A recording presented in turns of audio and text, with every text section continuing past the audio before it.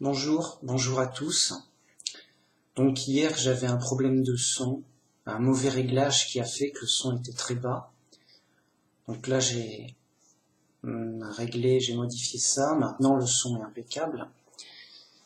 Bon c'est dommage mais bon, voilà, c'est comme ça, quoi. On peut quand même entendre, bon en faisant attention, on peut quand même entendre mais c'est pas confortable. En plus c'est l'été, il fait très chaud, bon voilà, c'est la vie, quoi. Voilà. Donc je vais pas me plaindre toute la vidéo. Non, aujourd'hui j'ai un sujet intéressant, comme d'habitude. Voilà, c'est pour expliquer plus en détail et de manière concrète pourquoi justement Jésus est venu et s'est sacrifié. Et il est venu parmi nous pour se sacrifier. Et en fait, Jésus est venu pour remplacer Adam, parce qu'Adam a été perdu. Adam, c'est ça, il a été perdu, ce qui fait que ça a tout changé, le plan d'origine. Donc, revenons au tout début. Dieu crée Adam et Ève, il leur dit « Faites des enfants pour remplir toute la terre, ça va être super, chouette, ça va être cool. » Et en effet, Adam et Ève étaient au jardin d'Éden, ce qui veut dire jardin de délices, une sorte de paradis terrestre. Ils étaient avec Dieu, dirigés par Dieu, ils avaient la vie éternelle, tout allait bien, impec. Et c'est ça le projet d'origine de Dieu, c'est que les humains soient heureux sur terre et qu'ils aient la vie éternelle dès le départ, tout va bien, parce que Dieu crée les choses tout bien à l'origine. Il va pas les créer mal, et après il dit « Oh, je vais essayer de les améliorer, oh, je vais essayer de réparer ». Puis après, au final, peut-être que, voilà, à la fin, tout à la fin, ça ira bien. Ça, c'est les faux chrétiens, le New Age, les fous. Ils accusent Dieu. Non, ici, c'est les vrais chrétiens, c'est les pros. Dieu, il crée bien, tout bien, c'est écrit, hein, dans la Bible. Moi, je suis là pour vous dire le vrai christianisme selon la vraie Bible. Les autres, c'est les fous. Donc, à l'origine, Dieu crée tout bien. C'est le plan. Donc, Adam et Ève, qui sont, donc Adam qui est le fils de Dieu, il soit heureux, que tout aille bien, il a la vie éternelle, il est avec Dieu, il est protégé par Dieu, c'est son enfant, il a été fait à l'image de Dieu. Voyez ? Donc il a été fait à l'image de Dieu, donc c'est son enfant, c'est le fils de Dieu. Dans Luc 3.1, chapitre 3, à la fin, la biographie se termine par Adam, fils de Dieu. C'est pas moi qui le dis, c'est Luc. Il dit qu'Adam, c'est le fils de Dieu. Et en effet, puisque c'est Dieu qui l'a fait, à son image. Vraiment, c'était dès l'origine son père, tout va bien, impec. Et ça devait continuer comme ça. Et donc, si Adam n'avait pas péché, eh bien Adam aurait été donc le premier homme, toujours vivant actuellement. Il aurait été une sorte de patriarche, qui aurait une sorte de légitimité à gouverner, à diriger, le plus ancien. Voyez, il y aurait un ordre naturel. déjà. Hein? Il serait pas à la retraite, il serait un homme adulte, fort bien comme les autres. Il n'y aurait pas de vieux. Parce que la vieillesse, c'est, comment dire, c'est un handicap, c'est un, un dépérissement. La personne vieillit, elle se meurt. Vous voyez, elle se rouille, je sais pas comment le dire. Elle rouille, elle se détruit, quoi. La vieillesse, tout comme la mort, ça n'est pas normal. C'est une preuve qu'il y a un problème, qu'il y a une destruction. Bien. Donc, en bref, Adam aurait été le roi du monde naturel. Le roi du monde. Et il aurait aussi servi de prophète ou de, voilà. Dieu aurait parlé à travers lui pour nous enseigner sur toute chose. Il aurait un statut, un rang d'autorité. Bien. Mais, à cause, voilà, de ce qu'on sait, à cause de sa faute grave, il a péché contre Dieu, il s'est rebellé contre Dieu. Il a été donc chassé du paradis. Il a été séparé de Dieu. Il est devenu perdu et mortel, il est mort. Adam est mort, voilà, il n'y a plus. Alors, mais oui, mais il est mort. Alors comment qui va être notre roi? Oui, notre patriarche est mort. Qui va nous diriger? Personne, tu vas... Vous voyez le problème? Personne, tu vas être dirigé comme ci, comme ça, tu vas voter pour un dirigeant ou un roi, sera ton roi. Les gens vont se débrouiller, livrés à eux-mêmes, perdus dans la nature. Voilà. Notre situation réelle, c'est qu'on est perdu, livré à nous-mêmes dans la nature. Perdu et mortel, on va mourir. Vous voyez, on est tout à fait dans autre chose que ce qui était prévu à l'origine. Vous voyez?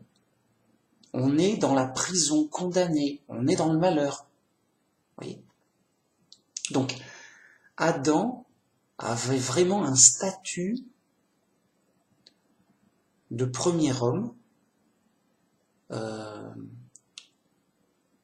Dieu lui parlait directement. Donc c'était un prophète. Il avait des instructions. Dieu lui a donné des instructions. Ok, tu fais ça, tu fais pas ça. Ok. Et voilà.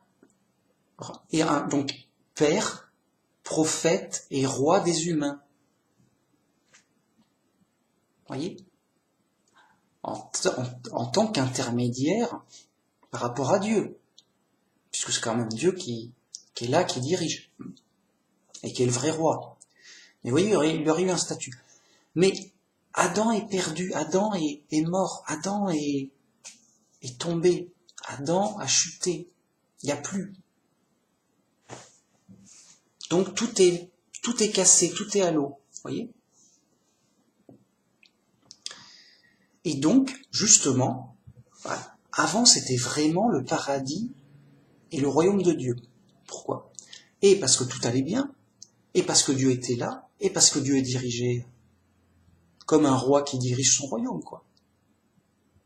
Voilà. C'était vraiment le royaume de Dieu, le paradis. Mais un paradis terrestre. Parce que là, c'était que les humains. Et les animaux, en l'occurrence. Et les anges, je sais pas où c'était, mais bon.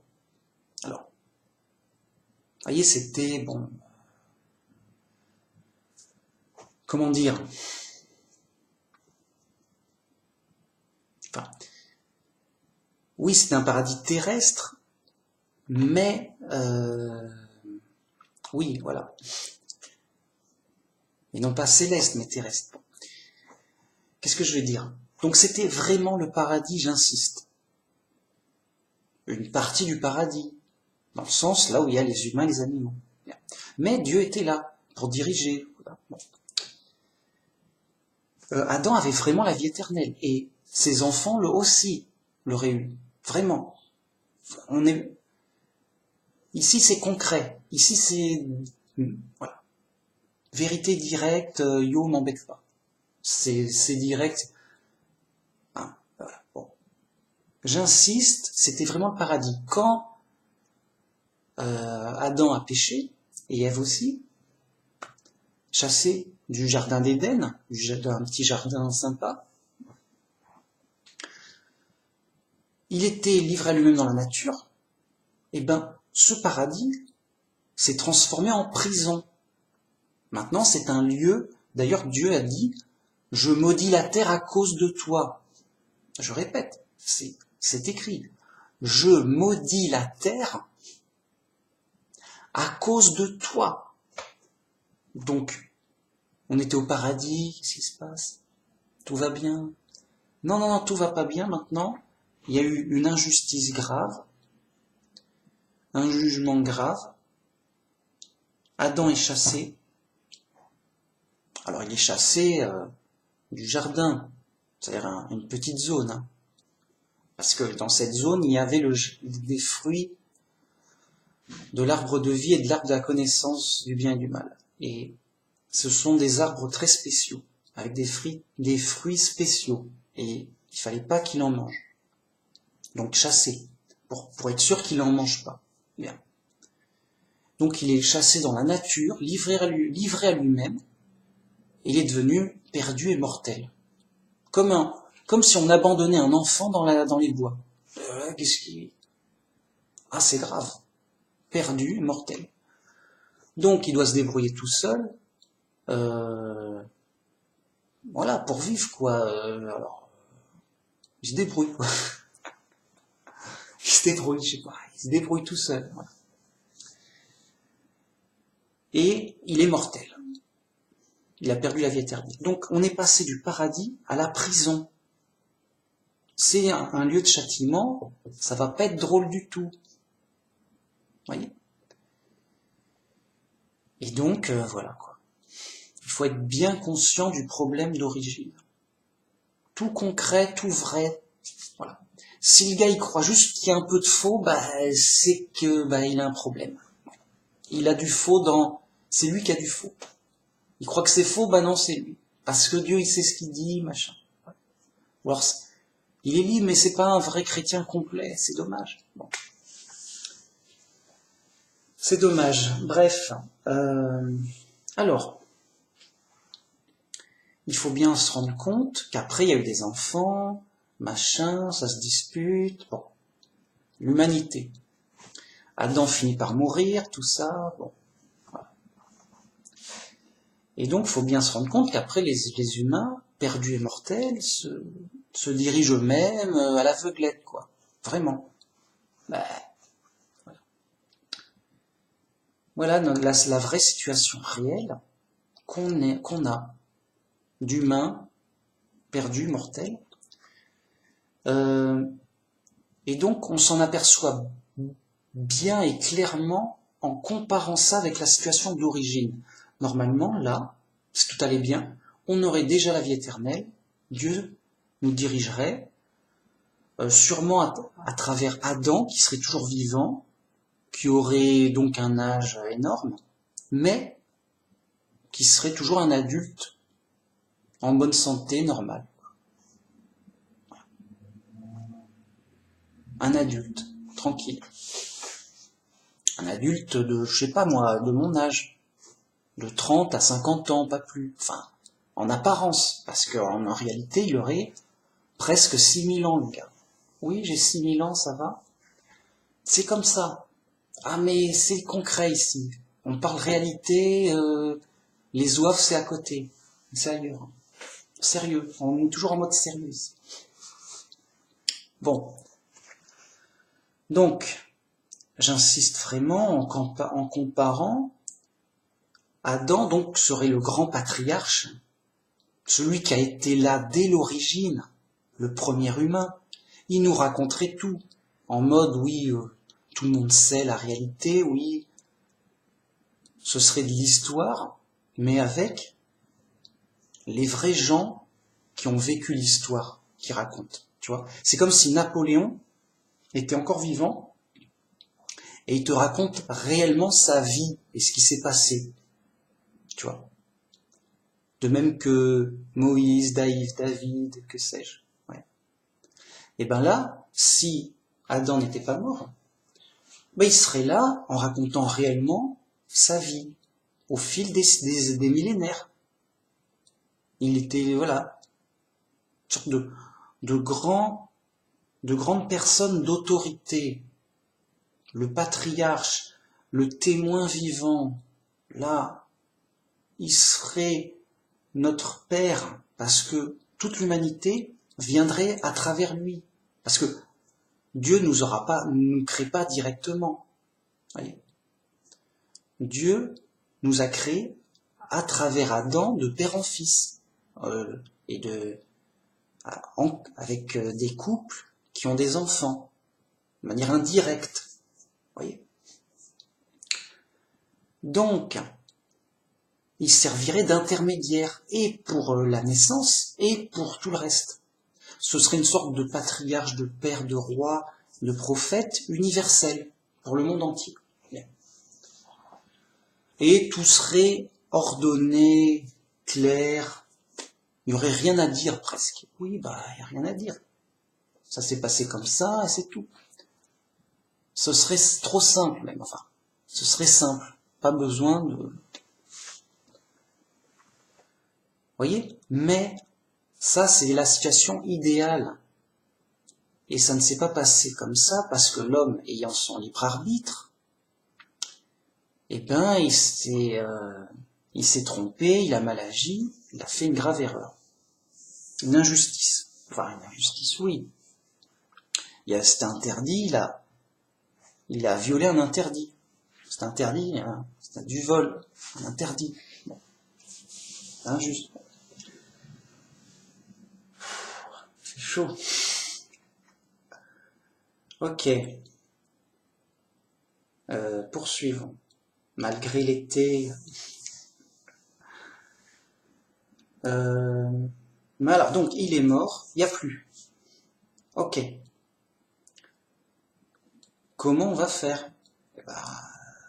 Nous, rien. Mais Dieu, il a prévu quelque chose pour rétablir la situation. Bien. Allons voir quelques versets.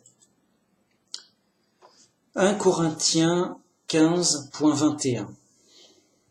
Tout ça, ça sera en bas. Car puisque la mort est venue par un homme, c'est aussi par un homme qu'est venue la résurrection des morts. Et comme tous meurent en Adam, de même aussi tous revivront en Christ, mais chacun en son rang. Chacun en son rang.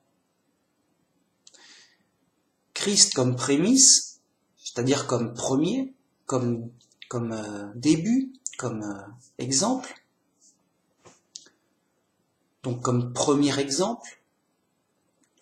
Donc Christ comme prémisse, puis ceux qui appartiennent à Christ lors de son avènement. Ah. Qu'est-ce qu'on nous dit? Il dit, la mort est venue par un homme. Adam. C'est-à-dire qu'avant, il y avait la vie éternelle. Adam a chuté, eh bien, il est devenu mortel. Et donc, l'humain est devenu mortel, le paradis est devenu une prison.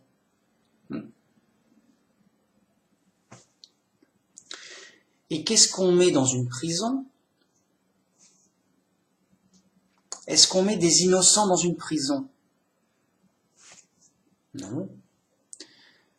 Bah alors on met qui dans une prison? Bah des coupables. On met des coupables en prison. Ah, ok.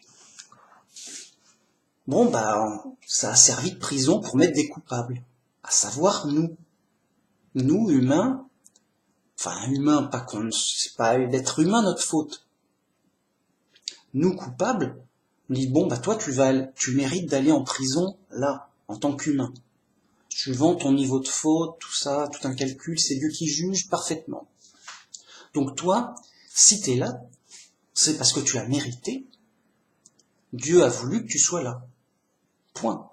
C'est pas le diable qui t'a kidnappé, je ne sais où, pour te mettre là. Bon. Donc, on est en prison. La terre est devenue une prison, où il y a des gens mortels, perdus, et donc on y met les prisonniers. Alors, il y a 2 niveaux de prisonniers. Il y a les animaux. Les animaux, c'est des êtres vivants, hein. C'est des gens, enfin des gens. C'est des êtres vivants, avec une conscience, il y a quelqu'un dedans. C'est pas vide, faut vraiment avoir une pleine conscience. Mais qu'est-ce que c'est qu'un être vivant? Qu'est-ce que c'est que quelqu'un? Quelqu'un, mes petits enfants, c'est quelqu'un, c'est-à-dire une conscience qui perçoit. Oh, il y a quelqu'un. Oh, il y a quelqu'un. Oh, il y a quelqu'un. Oui, il y a quelqu'un si il y a une conscience. Vous voyez? Il y a une conscience d'un esprit, de quelqu'un de vivant, un esprit. Donc les animaux ont un esprit. Alors qu'est-ce qu'ils font là? Qu'est-ce qui se passe? Prisonniers. Ce qui était déjà des prisonniers à l'époque d'Adam, au paradis terrestre. Pourquoi? Parce que c'était une zone de transition. Seuls Adam et Ève avaient la vie éternelle. Seuls Adam et Ève étaient dirigés par Dieu. Et ils devaient dominer les animaux. Dominer les animaux. Parce que c'était du bétail, quoi. C'était des animaux. C'est-à-dire des prisonniers qui avaient droit à une vie animale. Parce qu'il y a pire, hein. Il y avait droit à une vie animale, mais pas plus. C'était, voilà. Mais dans de bonnes conditions relatives, parce que à l'époque d'Adam, du jardin d'Éden, je devrais dire, à cette époque, tous les animaux étaient végétariens, aucun ne mangeait aucun autre. C'est écrit. Et donc, il y avait moins de violence, d'hostilité, et de peine et de problèmes pour les animaux, voyez. Mais ça restait des animaux mortels, perdus, bon. Mais les conditions de prison étaient cool. Parce que, voilà, ça allait plus ou moins. Bon. Par rapport à aujourd'hui, où là c'est moins cool, c'est plus dur. Parce que on est passé, à une demi-prison pour les animaux, à une prison complète, animaux, humains. Bien. Donc, prison pour les animaux. Ok. Mais les humains, ça allait. Tant qu'ils étaient dans le royaume de Dieu. Ils avaient la vie éternelle. Il y avait vraiment une bonne destinée. Et une bonne situation. Mais après, c'est devenu une prison et c'est devenu dur, quoi. Dur, grave. Malheureux. C'est devenu malheureux. Bon. Et donc, voilà. Ce verset le dit. La mort est venue par un homme, mais c'est aussi par un homme que viendra la résurrection des morts. Vous voyez. Donc, la mort est venue, mais c'est pas une mort définitive. Il y aura tous ces morts vont ressusciter pour le jugement. Et par un homme viendra ce jugement et donc cet espoir de vie éternelle, cet espoir de justice, cet espoir d'une autre vie. Voilà. Donc, il est dit, et comme tous meurent en Adam, de même aussi tous revivront en Christ. C'est-à-dire qu'Adam, à cause de sa faute, a fabriqué une prison, voyez, où on met les gens. Donc, nous humains, on meurt en Adam, c'est-à-dire on meurt dans la prison d'Adam. voyez, on a fait des fautes, bon, bah tu vas dans telle prison, tu vas dans la prison d'Adam, voilà. Et après, le Christ nous ressuscite, et on va revivre grâce dans le paradis du Christ, dans son royaume, Et donc tout le monde va revivre en Christ. Vous voyez, tout le monde va revivre. C'est-à-dire que tout le monde va être réellement être ressuscité dans le royaume de Dieu à la fin. Mais chacun en son rang, parce qu'il y aura des rangs, en fonction des mérites, des punitions, de plein de choses. Vous voyez. Et donc le Christ est le premier à être ressuscité. Ensuite, il y aura la première vague de résurrection. Donc ceux qui appartiennent à Christ, lors de son avènement, c'est-à-dire au début du millénium, quand il va régner sur terre,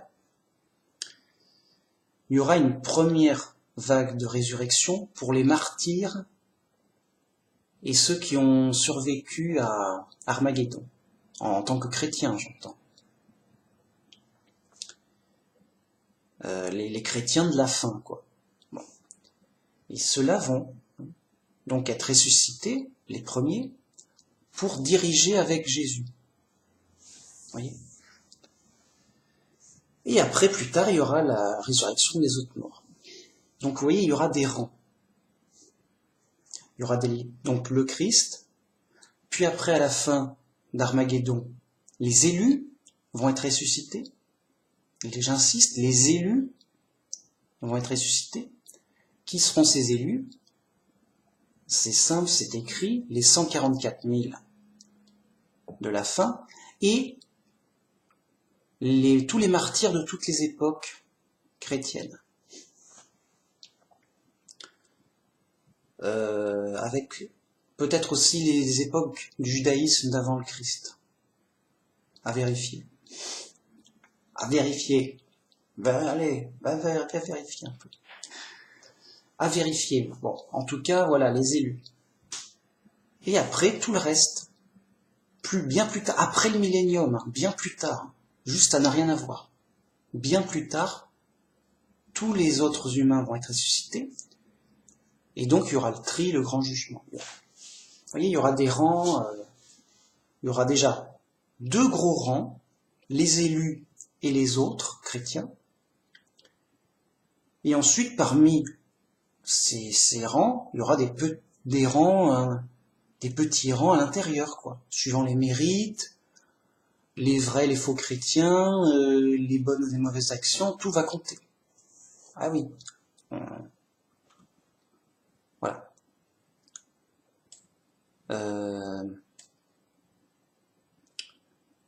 Donc, pourquoi Dieu nous a envoyé Jésus ? Donc, rappelez-vous de la situation catastrophique de départ.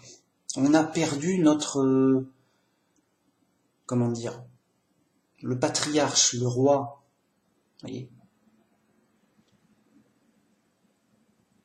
Et donc, qui nous servait de lien avec Dieu, c'est-à-dire, Dieu, il parlait avec Adam, direct.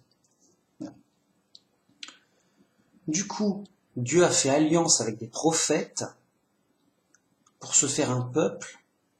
Et pourquoi il s'est fait un peuple ? Pour avoir, de bonnes conditions, et un bon environnement pour y envoyer le roi, le nouveau roi. Et ce nouveau roi est le sauveur, la solution finale du problème total, quoi. Donc Dieu nous a envoyé Jésus en sacrifice pour qu'on ait un nouveau roi, un nouvel Adam. On l'appelle le second Adam, ou dans la Bible on dit le dernier Adam. Bien. Donc on a perdu Adam, Dieu, il nous en donne un nouveau, qui nous serve de roi, d'intermédiaire en fait total entre nous et Dieu. Et en effet, Jésus est vraiment le roi et l'intermédiaire entre le monde, tous les humains et Dieu. Mais au prix d'un sacrifice. Voilà. Déjà pour réparer la faute du premier Adam, pour payer la faute. Oui. Parce que il y avait un manque, il manquait un Adam, quoi. Il manquait vous voyez, un patriarche d'origine, quoi. Il manquait le premier, quoi. Il manquait le premier. Ah, mince. Donc il a dû remettre un premier, voyez, et donc un roi. Donc, qui va-t-il envoyer? Oui, il y a des volontaires pour souffrir. Est-ce qu'il y a des volontaires pour souffrir? Non, personne. Ah, c'est pas évident. Alors, qui va-t-il envoyer? Alors, d'abord, qu'est-ce qui existe vraiment dès l'origine? Eh bien, on a appris, grâce aux Écritures, pas en faisant du New Age, que le Fils de Dieu existait dès l'origine de la création. Et d'ailleurs, le Fils de Dieu, c'est le début même de la création. C'est la première créature de Dieu, comme c'est prouvé maintes fois dans d'autres vidéos. Bien. Et donc, c'était déjà le premier en tout, le Fils de Dieu, et c'était déjà l'intermédiaire universel. Voyez ? De même que tous les humains sont nés, sont apparus par l'intermédiaire d'Adam. Voilà. Dieu a créé les humains, mais pas directement. On n'a pas été créé directement. Moi, j'ai été créé, indirectement par Dieu, en utilisant mes parents. Et mes parents ont été créés indirectement par Dieu, en utilisant leurs parents à eux, ainsi de suite. D'enfant à parent, d'enfant à parent, d'enfant à parent, jusqu'à Adam et Ève. Et Adam et Ève, c'est qui les a fait? C'est Dieu. Vous voyez ? Donc, Adam a servi d'intermédiaire pour la création des humains. Vous voyez ? Pas qu'Adam ait créé quoi que ce soit, mais la création a été faite à travers lui. Vous voyez ? Adam n'a juste fait aucun humain en le fabriquant. Ça, c'est sûr.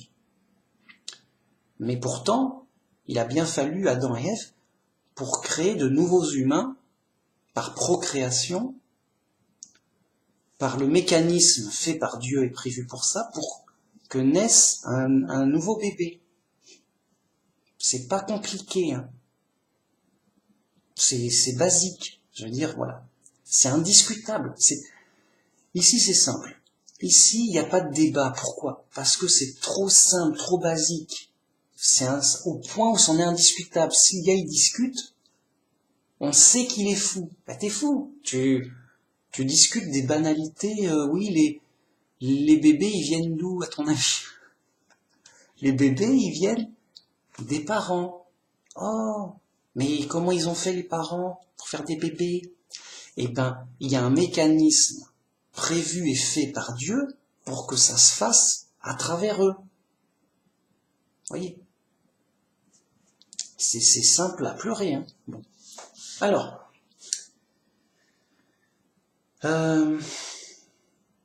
oui, il y avait déjà un intermédiaire, à savoir le Fils de Dieu de l'origine. Voyez, celui qu'on appelait la parole, justement. Donc la parole, qui est pas une parole blablabla. Il y a des fous chrétiens qui vont dire Oui, c'était quand Dieu parle, c'était la parole. Bah non, quand quelqu'un parle, oui, c'est une parole, mais sonore. Non, non, là, c'est la parole, le nom propre. Le gars, il s'appelait la parole, vraiment.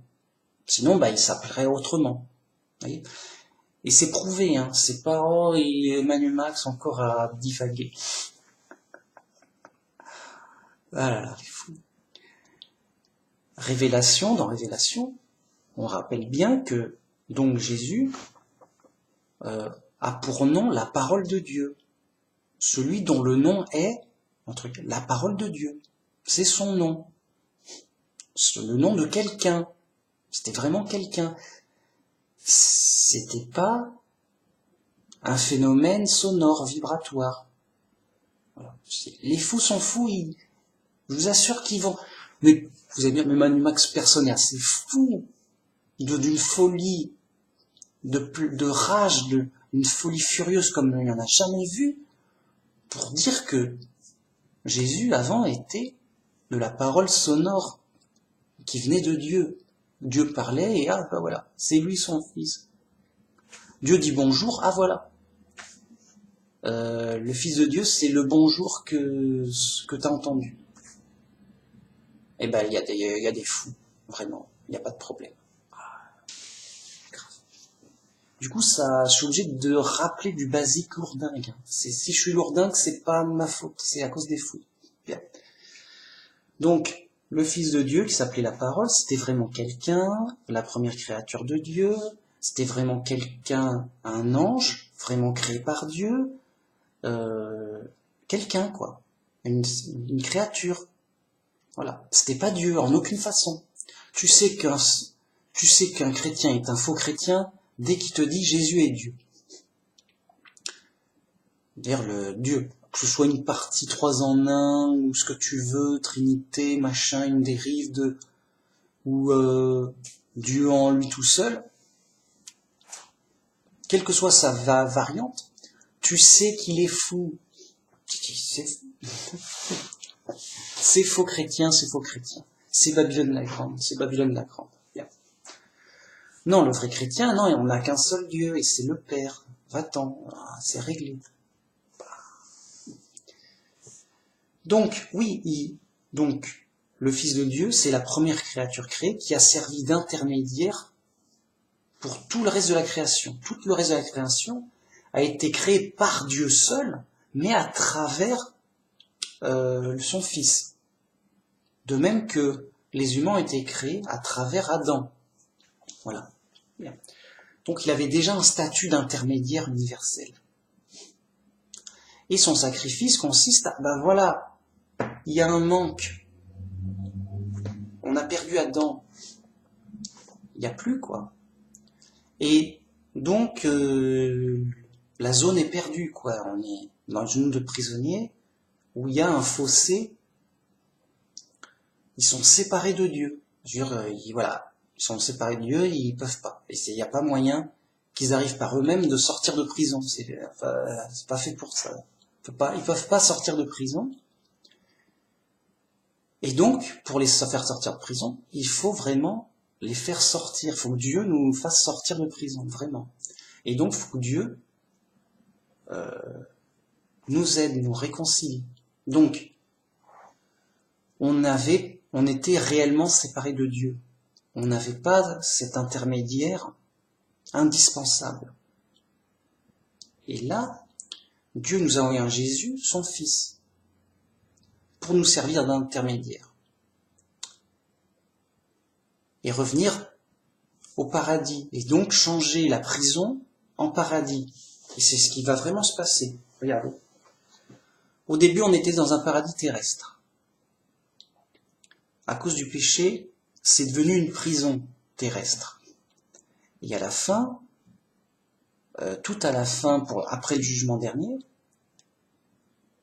la terre va être transformée en paradis, va redevenir un paradis terrestre, comme à l'origine. Voilà. Vous voyez ? Ça va faire revenir la terre en paradis. Bon. Alors, voilà. Le sacrifice du Christ, c'est quoi au juste? C'est donc, vous voyez, Jésus, donc avant qu'il naisse sur terre, c'était le Fils de Dieu au ciel. C'était un ange au ciel. Vous voyez? Un être céleste au ciel, mais un être particulier. De même que Adam et Ève étaient particuliers. Vous voyez? Adam, c'était un humain. Ok, mais c'est un humain très particulier. Parce il est le seul des humains à avoir été créé directement par Dieu, vous voyez. Et donc, il fallait un deuxième Adam pour le remplacer. Et donc, Jésus, c'est aussi le deuxième. Puisque avant, c'était Adam qui était le seul. Et maintenant, ils sont deux à avoir été directement créés par Dieu. Puisque Dieu a créé directement Jésus. Mais alors, pas de la même manière. En utilisant une vierge. Vous voyez? Mais, par miracle, c'est ça que je veux dire. Bon, par miracle. Bon. Alors,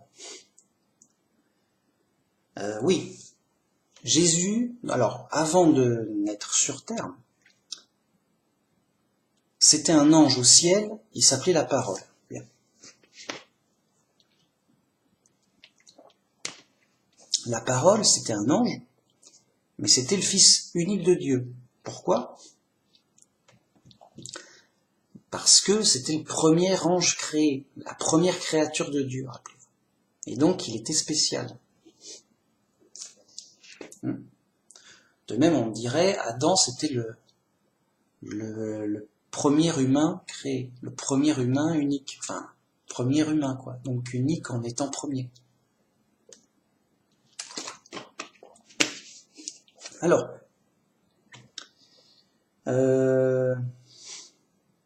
ok. Qu'est-ce qui s'est passé pour cet ange? Il a dû mourir au ciel pour naître bébé sur terre.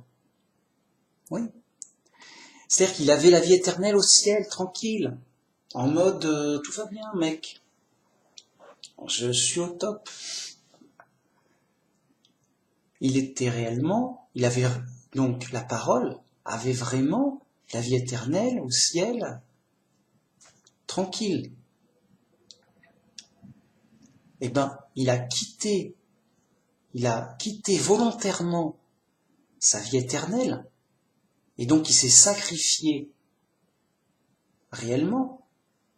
Il a sacrifié sa vie éternelle en disant bon maintenant je vais mourir pour devenir un humain. Et en effet, il est plus un ange. Il est plus un ange. Il était un ange. Il est plus un ange et il a dû mourir d'une façon ou d'une autre. Vous voyez? Il a disparu en tant qu'ange, en tout cas, pour devenir un bébé humain, à partir du début. Donc il y a un bébé, il naît, tout ça, il ne sait rien. C'est un bébé normal, quoi. Il sait rien, il arrive, je suis là. Bon. Et il a dû apprendre, en étant enfant, apprendre à parler, apprendre à les choses, et grandir, manger, machin, tout normal, quoi. Vous voyez? Donc, normalement, ça, c'est une punition. Quand un ange fait une injustice grave, et on l'a vu pour l'exemple du roi de Tyr, donc un ange est condamné à mort pour une injustice grave, et donc il est mort en tant qu'ange, et il renaît humain. Et l'exemple qui nous est donné dans la Bible, c'est le roi de Tyr. C'était un ange, et il est né humain, en punition. Donc il est mort en tant qu'ange. Il n'existe plus, il est plus un ange. Il est devenu un humain. Mais Pas d'un coup comme ça, en revenant, en s'incarnant, voyez, en s'incarnant en humain, comme nous tous, comme en passant, comme nous on l'a été. En redevenant un humain, en devenant un bébé, en se construisant à partir de zéro. Voyez. Donc ça c'est aussi. Donc ça normalement c'est une punition. Et c'est la punition que nous avons eue. Sauf que lui, Jésus, il n'a rien fait de mal. Il n'a fait aucune injustice. Il a eu la même punition que nous et que d'autres, mais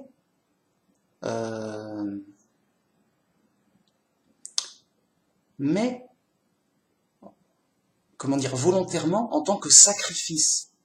Lui, il est innocent. C'est comme si un innocent allait en prison. Mais il n'avait rien fait de mal. Il est allé de lui-même en sacrifice. Voyez. Donc c'est tout différent. Même si le résultat est le même, puisque Jésus est un humain, dur, tout, il a souffert. Bon. Donc, déjà, son sacrifice se situe à ce niveau-là. Mais c'est pas tout. Après, pour que ce soit visible et clair, et que Dieu puisse glorifier et manifester toute la vérité, il s'est sacrifié humain de son vivant humain, en montrant que voilà, il s'est fait condamner par la justice humaine faussement, il s'est fait condamner à mort, il a été mort, et après Dieu l'a ressuscité pour bien montrer qu'il allait réparer la faute, l'erreur, l'injustice. Donc Jésus a subi une injustice grave. C'est une injustice grave. Bien. Il est mort sur la croix. Mort. Tout le monde l'a vu. Mort. Ensuite, 3 jours au tombeau, dans une grotte. Voilà, dans une grotte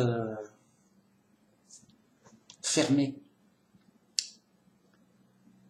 Bam, Dieu le ressuscite. Il sort, oui, ça a vu, c'est moi. Enfin voilà, il se montre à ses disciples. Bien. Et donc, qu'est-ce que ça nous montre? Ça nous montre, regardez le monde injuste. Ils ont tué le juste, le Saint de Dieu, celui que Dieu a envoyé, qui est juste. Ils l'ont tué injustement. Vous voyez, l'injustice du monde a tué le juste. Eh ben moi, Dieu, je vais réparer cette injustice et la vaincre.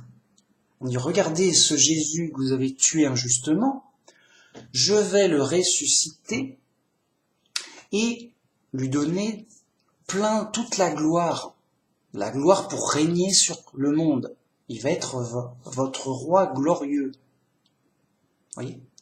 Donc, cette injustice va être totalement réparée et visiblement. Et nous, humains, on voit, oui, on voit bien le sacrifice de Jésus. Oui, il a prêché la bonne parole jusqu'à se faire condamner, et c'était prévu, condamné par les méchants et tué par les méchants. On dit voilà, Jésus s'est sacrifié pour nous annoncer la parole de Dieu et la nouvelle alliance. Et par son sacrifice, nous sauver, parce que son sacrifice consiste à ce qu'il vive avec nous. Il vienne avec nous, Jésus vient parmi nous. Jésus vient parmi nous pour vivre avec nous et nous délivrer, nous parler, nous enseigner, nous diriger. Bien. Les méchants l'ont tué. Et Dieu montre, c'est prévu, parce que Jésus est venu en tant que sacrifice, tout est accompli. Et regardez, son sacrifice n'a pas été vain, au contraire, il a été source de vie et de bénédiction. Regardez je vais réparer tout le mal. Et donc Jésus,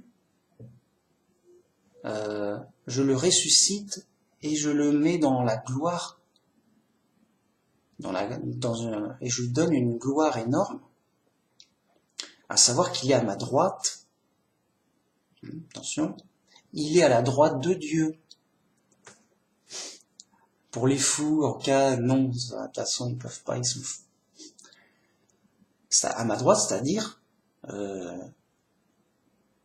c'est une expression pour dire une personne très importante comme un premier ministre, et il sera roi du monde. Voilà. Et nous-mêmes, on a la promesse d'être ressuscités à la fin des temps pour être jugés et vivre avec Jésus au royaume de Dieu, grâce et sauvés par notre foi, justement. Voilà. Et vous voyez, c'est en ça que Jésus est le deuxième Adam. Un Adam de remplacement pour nous. Nous, prisonniers, nous qui sommes-nous? Nous, prisonniers, nous, injustes. Voyez? Je vais lire la suite, vous allez voir que c'est encore plus clair. Romains 5.12. C'est pourquoi, comme par un seul homme, le péché est entré dans le monde, et par là, le péché, la mort, parce que le salaire du péché, c'est la mort. Donc, faute, qui dit faute dit punition, qui dit punition dit mort. Une peine de mort. Quand la punition est grave, quand la faute est grave. Bon. Et qu'ainsi la mort s'est étendue sur tous les hommes, parce que tous ont péché. C'est écrit. Voyez ? La mort, c'est pour tous les humains. Pourquoi ? Qu'est-ce qu'on a fait ? Parce que tous ont péché.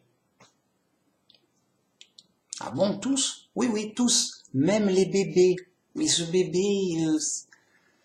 bébé n'a rien fait. Ben oui, enfin, oui, bien sûr, de sa nouvelle vie, il n'a rien fait. Il vient d'arriver, il n'a rien fait. Non. Bon, ben, il est innocent. Il est innocent, oui, mais de tout de suite, de sa nouvelle vie, bien sûr. Mais, qu'est-ce qu'il a fait avant de naître ? Rappelez-vous, quand un ange agit mal, on le punit pour qu'il devienne humain. Ou, il y a une autre possibilité. Alors, c'est pas écrit, donc là, c'est moi qui, entre guillemets... Après, on va m'accuser d'inventer le truc. C'est pas écrit, donc je préviens. Je suis sympa. Hein. Attention, je vais dire des choses. Quand un animal, donc, il va pas rester animal éternellement. Vous voyez, ça n'a pas de sens. Donc, à un moment, il aura payé sa peine suffisamment pour pouvoir devenir un humain. Donc, un humain, en général, c'est soit un ange qui a mal agi et qui devient un humain. Là, c'est écrit. Là, le mec, les fous vont dire non, c'est de la poésie, faut penser, faut même pas l'écouter. Si t'écoutes pas la Bible, je comprends que tu sois fou. Donc, c'est écrit, les anges qui sont injustes et punis comme tels, alors pas suivant la punition, suivant la gravité. Quand c'est grave, ils meurent pour renaître humain. Voilà. Et donc, moi, je suppose que, au sens inverse, un animal qui a fini de payer sa peine animale, eh bien, enfin, il a la chance de pouvoir renaître humain. C'est pas compliqué. Bon. Bref. Ce qu'il faut retenir, c'est que tous ont péché. Et donc, c'est pour ça qu'ils sont là, sur Terre. Avec la mort. La mort, c'est pas normal du tout. C'est pas, oh mince.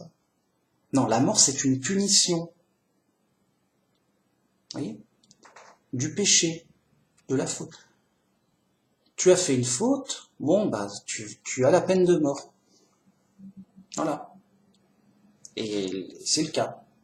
Vous voyez, c'est pas compliqué. Hein.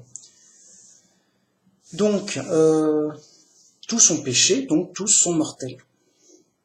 Tous sont mortels, on est en prison. Voilà. On est né en prison, voilà. J'espère que c'est clair. Bon. Voilà, c'est donc Paul qui dit car tous sont péchés, et c'est pour ça que la mort est...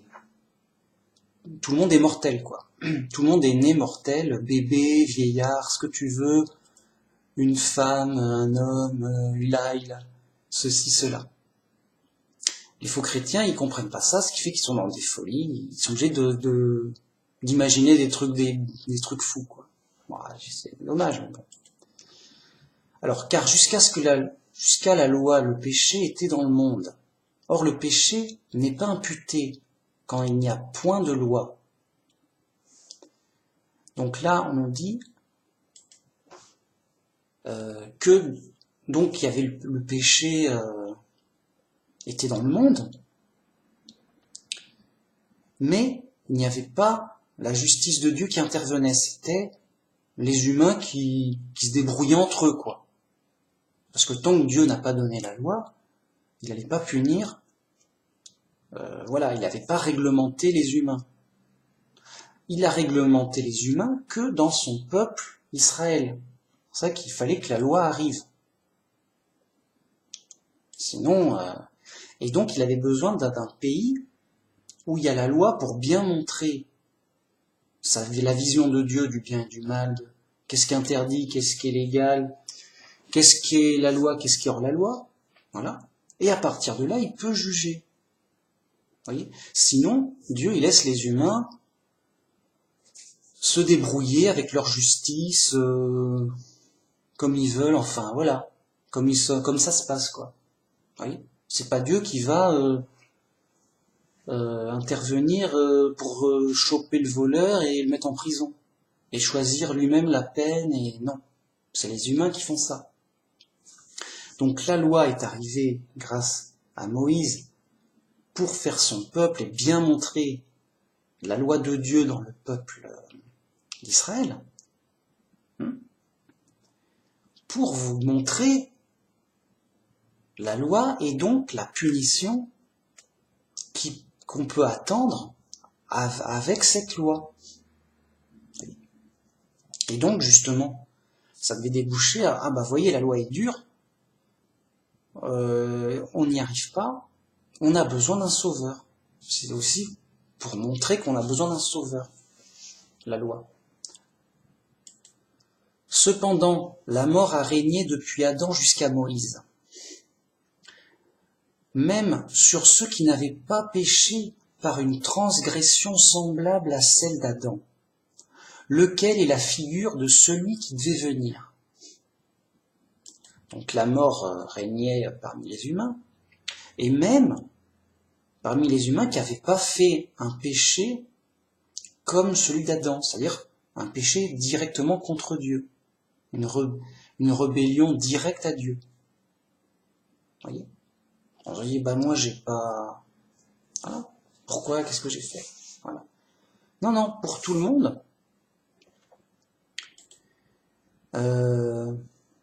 Et Adam est la figure de celui qui devait venir. Donc Adam, lui qui s'était rebellé, ben il était il avait le statut de premier homme, un statut important de celui qui devait venir pour le remplacer, parce que lui il a échoué. Et donc il était la figure de ce qui nous manquait. Et donc Dieu nous a envoyé un sauveur pour remplacer Adam. Parce que Adam a échoué, et il nous fallait quelqu'un qui réussisse et qui montre clairement les choses, quoi. Et en effet, Jésus a réussi, malgré les difficultés, en toute obéissance au vrai Dieu, son Père. Ce qu'a échoué Adam.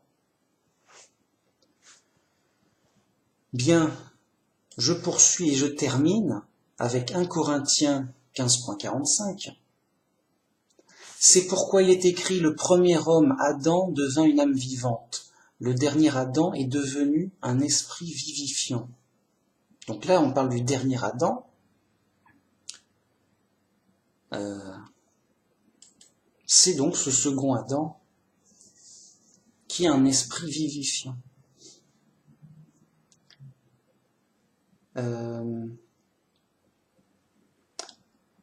Et en fait, là, dans le passage, ça montre que le premier Adam, il était, il était terrestre, il était charnel. Et donc, tout était à faire et à prouver, quoi, à construire. Il fallait qu'il construise une spiritualité. Voyez. Mais il a échoué. Et grave. Le second Adam, lui, il vient du ciel. Et il est déjà, c'est pas le même. Sinon, on aurait eu encore une chance. J'espère que Jésus va réussir. Parce qu'Adam, il a échoué. Lui, peut-être Jésus, il va échouer aussi. Dur. Ça fait peur. Va-t-il réussir ou pas? Suspense. En fait, il n'y avait pas vraiment de suspense, dans le sens où Adam, le deuxième Adam, donc, le premier Adam, il était charnel, il n'était pas spirituel. Il était en train de construction spirituelle, et il a échoué. L'autre, il était déjà accompli spirituellement. C'était déjà le Fils de Dieu d'origine, mais accompli. Voyez? Et donc, le second est spirituel. Et en fait, quand Jésus est venu sur terre, il n'était pas comme Adam dans le sens je vais essayer d'être un bon serviteur de Dieu. C'est qu'il était déjà un bon serviteur de Dieu, dans le sens où il était déjà accompli. Et c'est pour ça que Dieu a dit, celui-ci est mon fils en qui j'ai mis toute ma confiance. Le gars, il vient d'arriver. Oui, mais Dieu lui met toute sa confiance parce qu'il sait qu'il est accompli en esprit. Et il va même le prouver, le montrer clairement. Vous voyez ? C'est que le premier Adam, il a échoué, mais il n'y avait pas de difficulté outre mesure. Vous voyez ? La seule difficulté, c'était la tentation. Il y a sa femme qui est venue, regarde, j'en ai mangé, ça va, c'est de la bonne, prends-en, ça va, quoi. Ouais, bon, c'est vrai que ça a l'air un joli fruit, on dirait que ça aide pour être intelligent, tout bien, c'est cool. Vous voyez, il n'y avait pas, c'était pas pareil. Alors que, pour Jésus, c'était vraiment les menaces, les insultes, les coups, les condamnations à mort, les coups, le fouet, en mode grave, quoi, en mode gravose, on dit c'est pas possible. Mince. Et justement pour bien montrer que c'est pas pareil, quoi. Vous voyez, obéissant, même dans les pires difficultés, forcément, ça se fait pas au hasard. Ça montre qu'il était très accompli spirituellement. Ce qui n'empêche pas que ça reste très difficile, mais, vous voyez. Et donc, le second Adam est un esprit vivifiant. Donc le premier Adam, c'est un corps vivant, charnel vivant, alors que le second Adam, c'est un esprit vivifiant spirituel. Qu'on voit les deux côtés que c'est pas pareil. Voyez.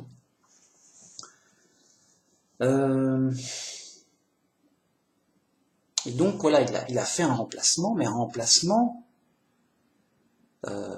béton, un remplacement, voilà. C'est comme si on avait un élève qui avait échoué, mais c'était une place principale importante. Donc on a mis un professionnel pour le remplacer. Parce que la situation est grave, dure, et voilà. On a mis un pro, quoi. Vraiment. Ah, je vous le dis, on a mis un pro. Ça se voit. Je veux dire, ouais, tu vois, Jésus, c'est pas...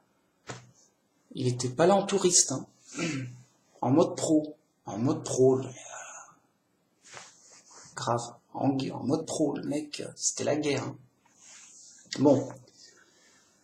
Alors, voilà, toute cette vidéo, pour bien vous montrer tout ce que ça comporte de concret, mais de concret réel. Moi, je vous parle de la réalité. Celui qui aime pas le concret, il aime pas la vérité logique, simple et compréhensible. Il aime plutôt les trucs bizarres, contradictoires, fumeux, abstraits, New Age. Car il adore ça, New Age. Et les gens du New Age détestent ce qui est concret et simple et clair. Ah, non, mais c'est idiot, tu vas quand même pas croire en Adam et Ève. Bah si. Mais non, on est des singes. On a été des singes préhistoriques mutants, machin, un accident. Mais non. Non, jamais, c'est pas possible, c'est fou. Vous voyez? Les fous, ils adorent les ténèbres. Ils adorent le flou, le vague, l'abstrait, les symboles, l'ésotérisme, le tragada, les jeux de mots même, les jeux de mots. Ça fait un jeu de mots. C'est vrai qu'ils vont, c'est pas, non. Ils vont me détester, et j'espère bien. J'espère que les fous vont me détester pour qu'ils s'en aillent. Allez-vous-en. Vraiment, ça. Laissez-moi de l'air, quoi. M'embêtez pas, voilà. Donc ici, c'est clair. Ici, c'est simple et clair, hein. C'est concret. En mode premier degré, direct. La vérité directe. Puis c'est tout, m'embête pas. En mode pro. Bien. Ok, donc voilà. Voilà les raisons du sacrifice du Christ en fonction de l'environnement des paramètres. On est des coupables en prison. Voyez ? On a besoin de quelqu'un pour nous libérer de prison, pour nous faire sortir de prison, mais par la voie légale. Pas en faisant un trou dans le mur, pas en... Non, c'est la prison de Dieu, donc Dieu, tu vas pas rouler Dieu, tu vas pas... ah, non, non. Sérieux les mecs, on est ici dans la prison de Dieu. C'est en mode tu t'échappes pas. En mode c'est Dieu qui... Tu peux pas échapper à Dieu. Tu peux pas. C'est juste tu peux pas. Dieu il juge parfaitement. Il punit à coup sûr. Tu peux pas. Donc il n'y a que Dieu qui peut te faire sortir de sa prison. Tu es un coupable, il t'a mis en prison, c'est normal. T'as ce que tu mérites. Pour sortir de prison, tu dois utiliser le moyen de sortie légale que t'a donné Dieu, à savoir qu'il a donné en sacrifice son Fils unique pour remplacer les fautes, pour payer les fautes du départ et remplacer celui qui a échoué au départ, qui était notre père au départ. Car Adam, c'était notre père humain, notre grand-père, notre patriarche, vous voyez, notre père d'origine, c'est ça que je veux dire. Humain en tout cas, attention, on n'a qu'un seul père céleste, on n'a qu'un seul père, c'est notre père qui est au ciel, le père céleste.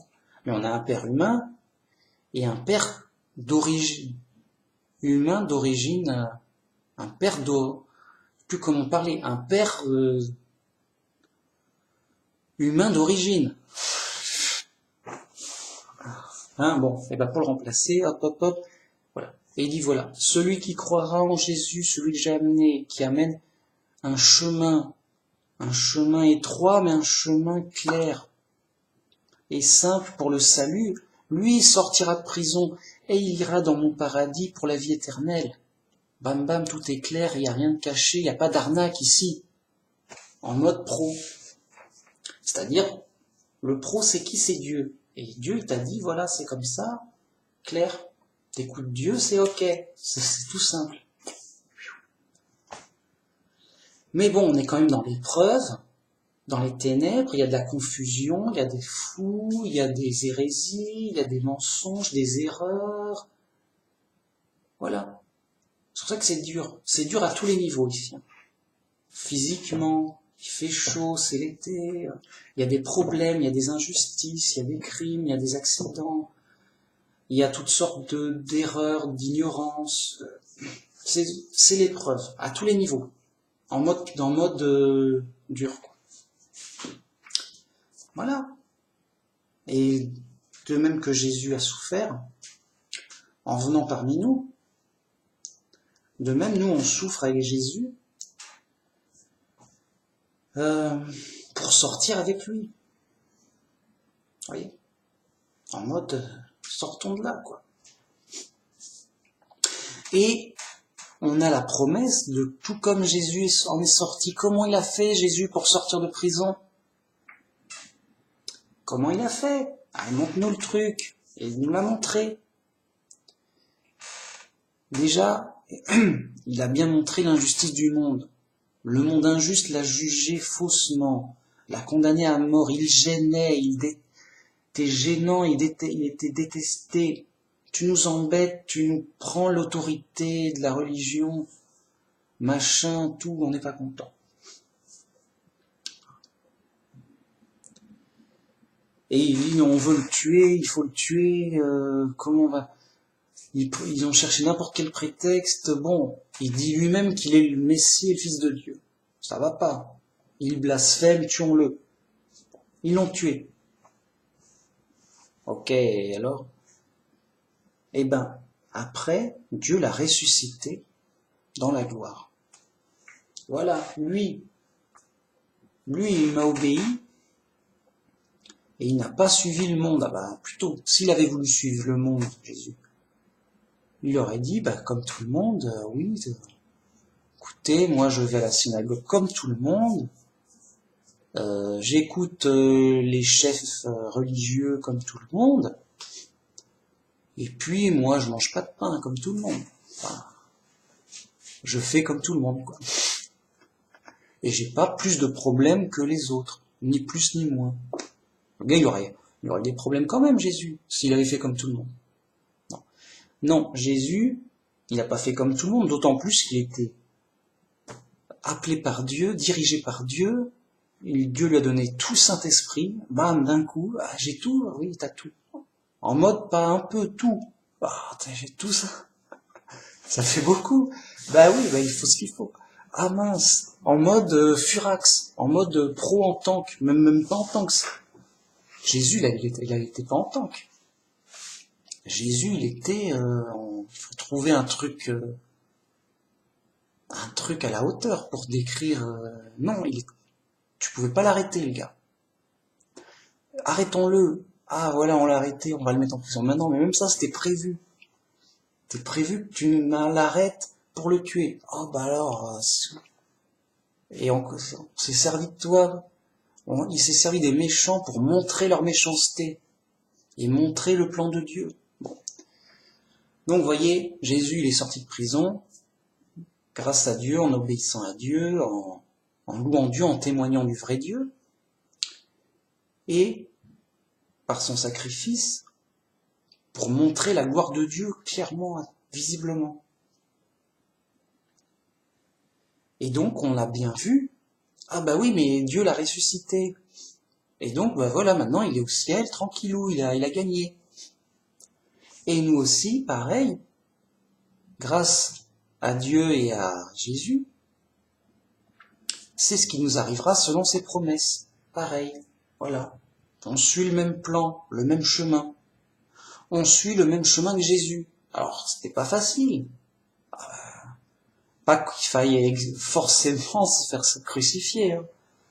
Mais on doit supporter les épreuves du monde On doit supporter d'être rejeté par le monde et de ne pas suivre le monde, mais de cheminer avec Jésus dans le chemin étroit avec Dieu, quoi. Allez. De porter notre croix. Parce que y a peut-être même des chrétiens qui sont vraiment fait tuer pour leur foi, pour être chrétiens. Ça peut arriver. Parce que le monde est méchant et injuste, et ça peut arriver. Hein, même de nos jours. Dans certains pays. Dur. Voyez par vous-même. Bref. Que dire ? Voilà. Voilà, un vrai chrétien, il doit être ultra conscient de qui est Dieu, qui est le Fils de Dieu, quelle est la situation d'origine actuelle, quelle est ma situation à moi, des humains, pourquoi on est là, qui on est, qu'est-ce qui se passe. Et il comprend tout.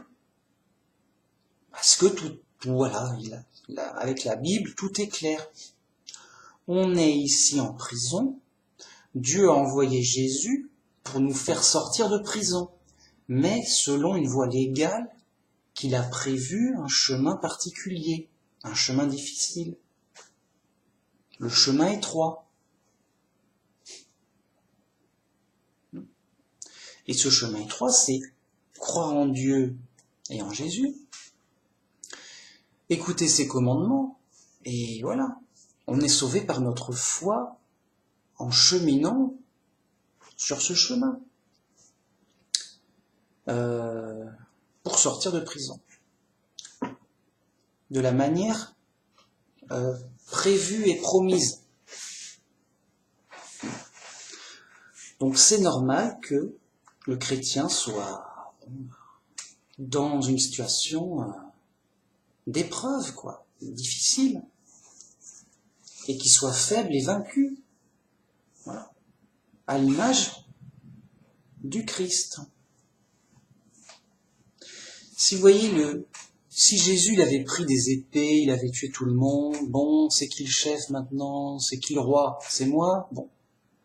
On aurait fait pareil, on dit voilà, on est des bons chrétiens, la preuve, on est armés, on est les plus forts. Dieu est avec nous, la preuve. Qui peut nous battre? Qui peut nous battre? Qui peut nous vaincre? On t'a reconnu, faux chrétien qui fait le contraire de Jésus. On t'a reconnu à l'œil nu. Non, Jésus il se faisait frapper, insulter, chasser, moquer, tuer.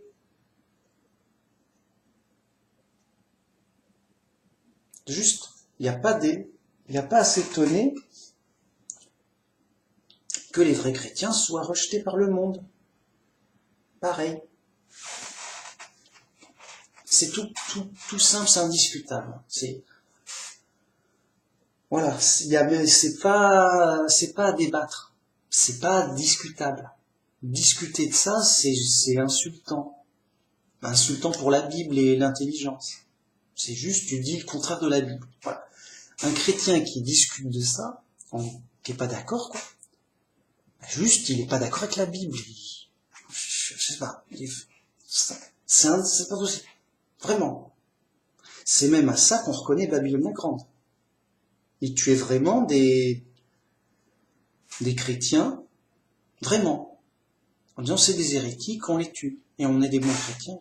Et eux, on les tue, c'est des païens. Et eux, c'est des mécréants. Et eux, on les tue. Et on est des bons chrétiens. Sérieux. En mode les mecs fous.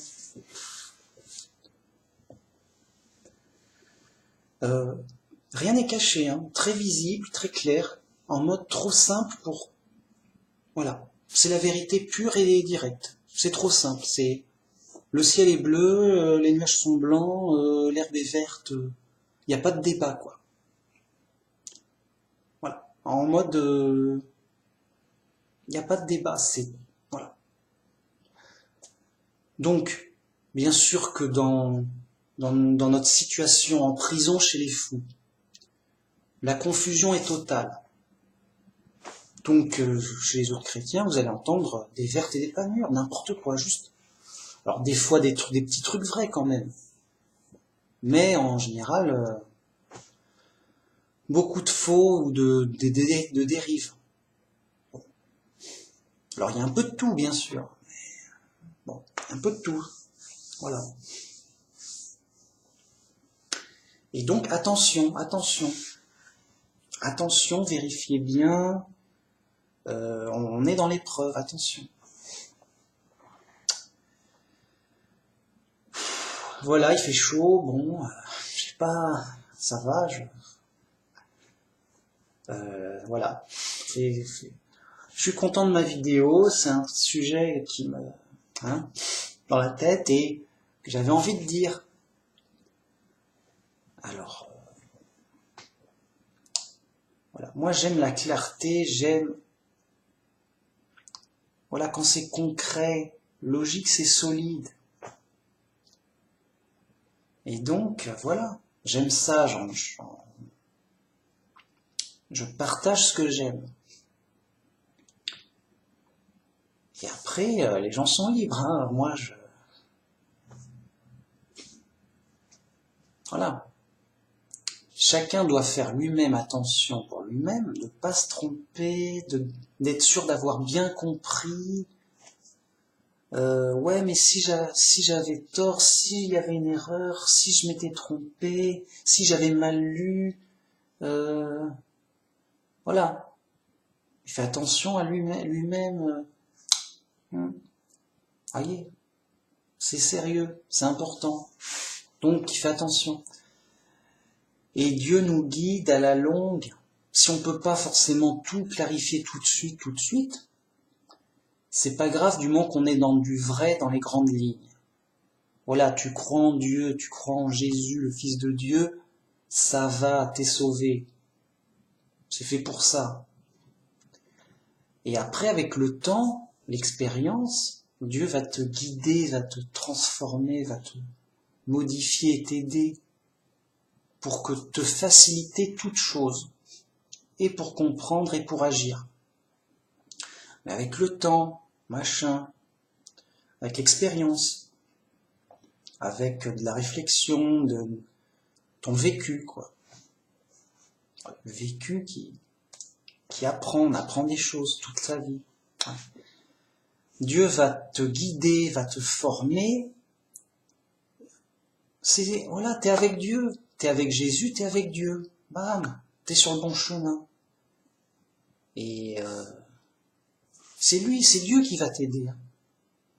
C'est pas moi. Moi, je dis ça. Comprenne qui pourra. C'est Dieu qui va t'aider à comprendre. Et même, admettons que j'ai dit un truc de faux. Bah, Dieu, il va t'aider à dire, ok, Manumax, il est bon, Manumax, il est intéressant, mais regarde, fais attention, qu'est-ce qu'il a dit là? Ouais, c'est vrai que c'est bizarre ce qu'il a dit là. Ouais, mais réfléchis bien, et il va t'inspirer. Moi, il m'inspire beaucoup. Je dis, ah, mais il y a un truc intéressant là. Ah, là, il y a un truc qui cloche, je sais pas quoi. Je réfléchis. Puis un jour, l'idée, elle me vient, mais oui. Ah, mais c'est ça qui cloche, j'ai compris pourquoi ça cloche. Ça, c'est faux. Et pour telle raison. Dans la tête, putain, ok, d'accord. Et ah, mais là, il y a un truc intéressant, mais je sais pas quoi. Puis à la longue, Dieu, il m'inspire, et ah, mais oui, l'idée, elle me vient. Ah, mais oui, ça, c'est vrai pour telle raison, et oui, c'est important à comprendre. Oui, j'ai compris. Vous voyez? Donc, Dieu, il va t'aider, il va dire, mais Manu Max, t'as pas dit ça? Ouais, c'est intéressant, non? Ouais, mais c'est bizarre. Bah regarde, parce que ceci, cela, machin. Ah bah oui, bah il avait raison. C'est intéressant, Manu Max, il avait raison. Je viens de comprendre. Mais oui, c'est logique, ça là, bam. Ok. Mais c'est pas moi qui t'aurais fait comprendre. J'aurais aidé, mais c'est Dieu qui t'a aidé à comprendre. En t'inspirant, en te guidant. De même, comme tu es avec Dieu, et que tu pries ton vrai Dieu, tu as une relation avec Dieu, il va t'aider à comprendre les erreurs, ou tes erreurs, ou les erreurs des autres. Et Manu Max, il est intéressant, mais est-ce que t'es sûr qu'il se trompe pas sur tel point? Ouais, Manu Max, c'est intéressant, mais là, son truc, là, j'ai jamais bien compris, ça me semble bizarre, c'est louche.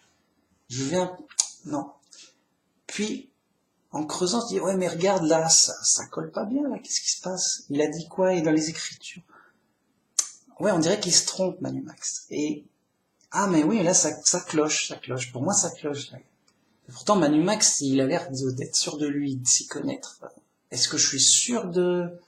Je revérifie, et si Dieu t'inspire bien, il va te faire révéler même mes erreurs. Pour que justement tu tombes pas dedans en me suivant bêtement, si j'ose dire. Faut pas me suivre bêtement, hein. Bon. Et il va dire, ah mais Manu Max, il est intéressant, il a de bonnes idées, il a l'air sincère, mais sur tel point là, il s'est gouré, il a confondu et il a faux sur tel point pour telle raison. Ah bon, bah dommage pour lui, quoi.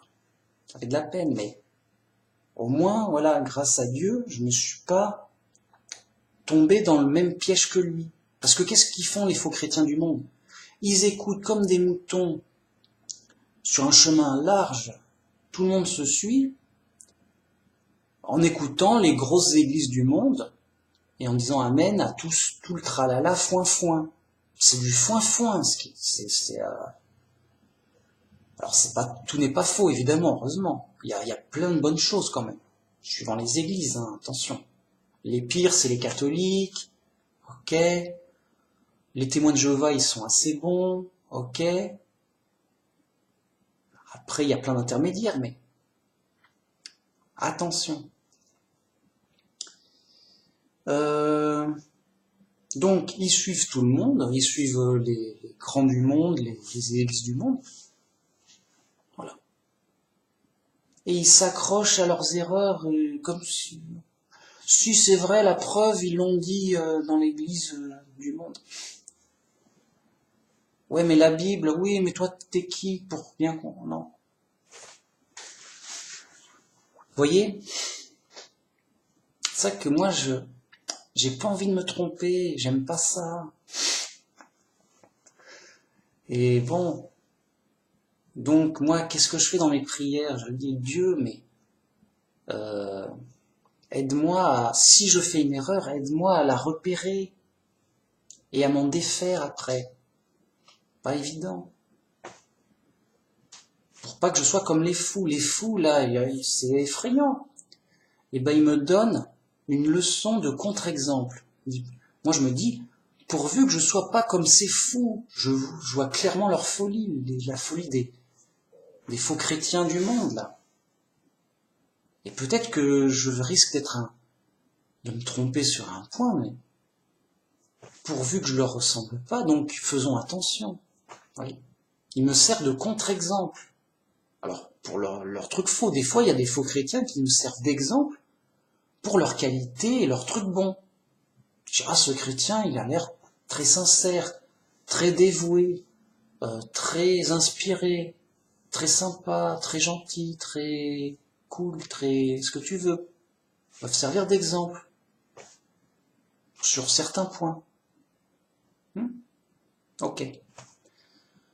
Et de toute façon, notre modèle parfait, c'est Jésus. Donc ne me suivez pas moi, ne m'écoutez pas moi, ne me ressemblez pas à moi. Ressemblez à Jésus. Écoutez Jésus. Suivez Jésus. C'est lui le chef de l'Église. C'est lui le chef de l'Église. C'est clair. C'est lui le chef, écoutez le chef. Moi, je suis qu'un simple chrétien. Quelconque. Le gars, il a YouTube, en mode yo. Je témoigne de quoi? De ma foi. Oui, je crois dans la Bible. Oui, je crois donc en ceci, cela. Et de mes arguments, de mes explications, de ma compréhension. Oui, bah la Bible, elle a dit ceci, voilà pourquoi, j'explique ceci, j'ai compris cela. Voilà, c'est tout. À chacun de voir, Ok. Bon, merci beaucoup. À la prochaine. Bon, pour un prochain sujet, sujet de l'été. Non, mais en été, il y a moins d'air, je perds plus facilement mon souffle. Mais comme c'est intéressant, c'est plus fort que moi, alors je souffle. Je peine un peu plus, mais comme j'aime bien ça, j'entends la vérité, la compréhension et l'explication logique, concrète, oui, ça, voyez.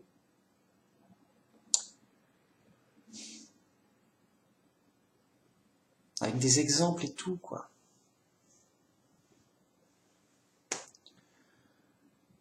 Pour moi, c'est de la clarté dans la lumière qui donne de la clarté, de la solidité. Voyez. La lumière, c'est fait pour voir. Une fois que tu vois, c'est clair, c'est concret, tu sais, tu vois où tu mets les pieds, tu vois devant toi, quoi. Hein? Sinon, les autres sont aveugles. Voyez? Donc, vous voyez comme c'est précieux la lumière. La lumière, c'est la vérité, ça fait voir. Ça a une certaine solidité, parce que si tu vois pas, t'avances pas, tu tâtonnes, t'es dans le noir. T'es trop fragile, t'es trop hésitant, tu peux pas avancer tout droit, sinon tu peux te prendre un obstacle. Mais quand tu vois, tu peux avancer de manière assurée. Voilà, devant moi il y a rien, j'avance. Ah là il y a un mur, hop, je m'arrête, je vais à côté. Mais de manière rapide et assurée. Voyez, blindé, en tank, voyez, en toute force, en toute assurance, grâce à la lumière de la vérité. Voyez, les aveugles, eux, ils bougent pas. Non, mais si je me bouge, je vais encore me prendre un objet dans les pieds ou sur la tête. Ça fait mal. Non, non, il faut pas bouger. Oui, mais voyez, ils sont handicapés dans leur ignorance horrible et leur folie. Donc moi, si j'ai de l'assurance, mais blindé, en mode tank, en mode grave, quoi. Ici, c'est grave. Hein. Ici, c'est chez les pros, on roule grave. On défonce tout ici. Pourquoi? Pourquoi ici et pas ailleurs? Grâce à la pleine vérité, la pleine compréhension logique, c'est simple, il n'y a pas de débat, tu avances, tu roules. Il n'y a pas, oui, est-ce que Dieu est 3 en 1 ou 3 en 4 et pourquoi pas 3 en 5 ou 4 en 8 ou... Vous voyez, les mecs s'en foutent, donc ça... Non, il y a un seul Dieu en une seule personne, c'est réglé. Il n'y a pas de débat. Au contraire, c'est presque blasphématoire de débattre sur la Trinité. C'est comme si, est-ce que Dieu est un chien ou pas? Je sais. Oui, le gars il s'interroge sur des trucs tellement fous que c'en est presque blasphématoire rien que de s'y interroger. Est-ce que Dieu est un chien? Ouais, moi j'ai même honte de dire ça. J'ai honte de dire ça parce que c'est honteux. Hein? Et ben voilà. C'est honteux même de débattre de la Trinité. On voit que voilà, on a le droit, mais c'est des questions qui n'ont pas, des débats qui n'ont pas de sens, qui mènent à rien, quoi. C'est des débats avec des fous. Et c'est comme si un fou arrivait, se dit, j'ai une question importante à te poser. Est-ce que Dieu est un nuage? Ou une fourchette? Ou un ordinateur? Ou que sais-je d'autre? Tu vois que le gars, que ça sert à rien, que le gars, tu perds ton temps à parler avec un fou, quoi. Bon, bref. Et en fait, comme ça, on s'épuise pas à débattre avec les fous, et on garde nos forces et notre énergie pour l'épreuve de tous les jours, quoi. Tous les jours, c'est dur. Tous les jours, fait chaud en été, fait froid en hiver, voilà, quoi. Non, mais de toute façon, il y a des problèmes, c'est pas ce qui manque, hein. Ça, moi, j'ai des problèmes, je sais pas, ça va. J'en ai pas trop, mais j'en ai. C'est bon, hein. Non, tout le monde a des problèmes, c'est pas un problème. Enfin, c'est pas ce qui manque, hein, c'est clair. Bon. Et après, il peut y avoir des... Là, ça va, mais enfin, ça va. J'ai des problèmes normaux, quoi. Mais je peux toujours...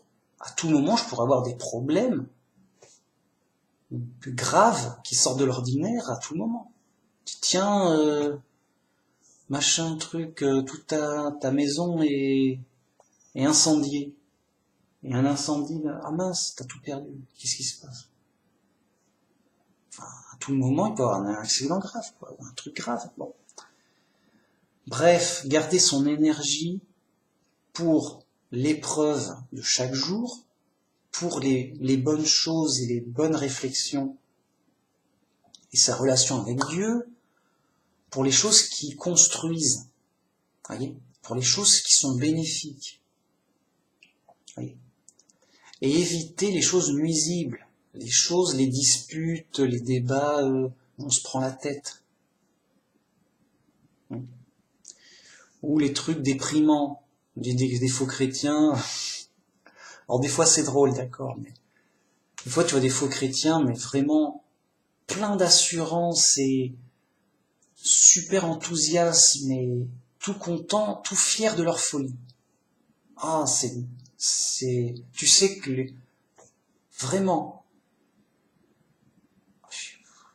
tu sais que juste, faut vraiment, voilà. Tu sais que si tu leur parles, tu vas avoir des problèmes. Que ça va être triste et détestable. Non, non, non. Il faut vraiment éloigner de soi tout fou furieux, désolant. Ça ne peut être que des querelles, des disputes, des prises de tête, des découragements. Je dis mais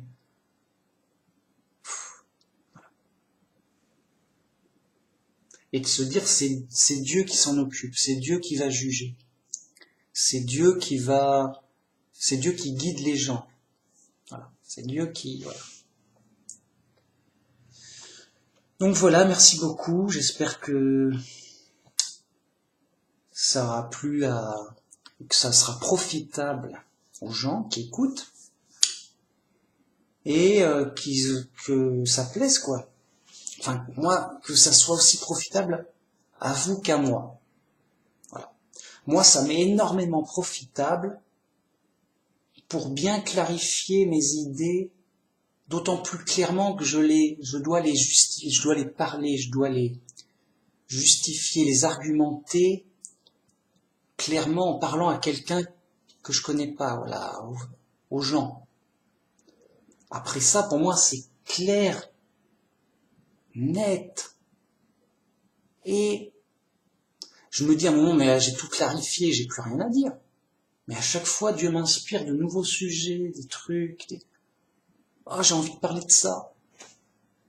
Oh, là, il y aurait moyen de clarifier ce truc, il y a des trucs à dire là-dessus, et voilà. Là, je suis presque à 200 vidéos. Je fais une moyenne de, je sais pas moi. Je dois presque faire une vidéo toutes les 2 jours. Et de la grosse vidéo, hein. Et ça fait pendant 10 mois. Plus de 10 mois. Presque 1 an, quoi. Donc, voilà, quoi. Ça fait énorme. Ça fait énorme et bon, ça me plaît tout autant. Des choses intéressantes à dire ou à répéter. Juste, j'ai envie de répéter ça, c'est important, machin. Je fais ce que je veux, c'est ma vidéo, c'est ma chaîne. Yo, quoi. Donc, voilà.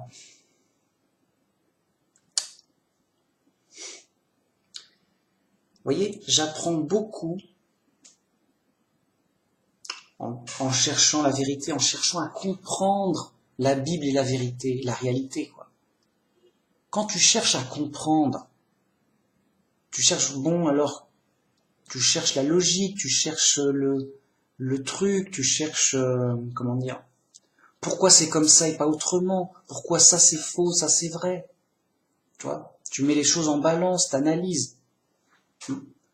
Donc moi j'apprends beaucoup en cherchant à bien comprendre la Bible et la réalité de la vie, la réalité en général, quoi, de tout. Et j'apprends aussi beaucoup du contre-exemple des fous. J'écoute beaucoup les fous, enfin, pas tant que ça non plus, mais quand j'écoute les fous, et j'écoute les fous de temps en temps sur plein de sujets, pas forcément que sur le christianisme, et ben je dis, ah ben voilà ce qu'il faut pas faire, ah voilà un contre-exemple, mais pourquoi il s'est trompé, mais comment il argumente son truc, quelles sont les preuves qu'il donne, ah mais pourquoi il se satisfait de ça comme preuve, pourquoi il s'est trompé, voilà. Donc on apprend beaucoup aussi des erreurs des autres et des siennes, hein, bien sûr, mais des erreurs en général. Je dis, mais comment il en est venu à là, mais qu'est-ce qu'il cherche, qu'est-ce qu'il veut, et quelle est leur logique, et, oui. Donc, moi je pense qu'on apprend beaucoup en cherchant bien à comprendre. Et ce qui est vrai, et ce qui est faux. Voyez, comprendre les choses, comprendre aussi les erreurs, pourquoi il a tort, pourquoi, oui, pourquoi ça peut ne pas être ça, pourquoi ça peut pas être vrai. Et si c'était vrai, qu'est-ce que ça donnerait? Qu'est-ce que c'est concret? Est-ce que ça tient debout? Qu'est-ce que ça donnerait? Est-ce que c'est logique? Est-ce que c'est possible au moins? Alors c'est vrai que j'aime beaucoup la réflexion, et c'est pas forcément, c'est mon goût. Mais il y a plein d'autres façons de chercher Dieu et d'adorer le vrai Dieu. Il y en a, ils chantent. Il y en a, ils prient davantage. Il y en a, ils aiment plutôt lire ou écrire. Il y en a, c'est plus dans la relation avec l'autre direct, pour aider les pauvres, par exemple. Vous voyez? Il y a plein de façons de chercher et de grandir avec Dieu. Moi, là, c'est vrai que je suis très axé sur la doctrine, vérité, doctrine, Bible, connaissance, voilà. Bien clair, bien expliqué, enfin. Voilà. C'est vrai que je fais des vidéos. Mais ça peut passer par plein d'autres aspects, quoi. Et donc par le comportement, les actions, l'inspiration, la chanson, l'adoration, la prière, la danse aussi peut-être. Oui, la danse, la musique, pour Dieu, j'entends. Voilà, de d'autres façons, quoi. Mais bon, il y a quand même un truc commun qui doit tous nous rassembler, au minimum, c'est quand même bien comprendre l'essentiel de la Bible et bien y croire.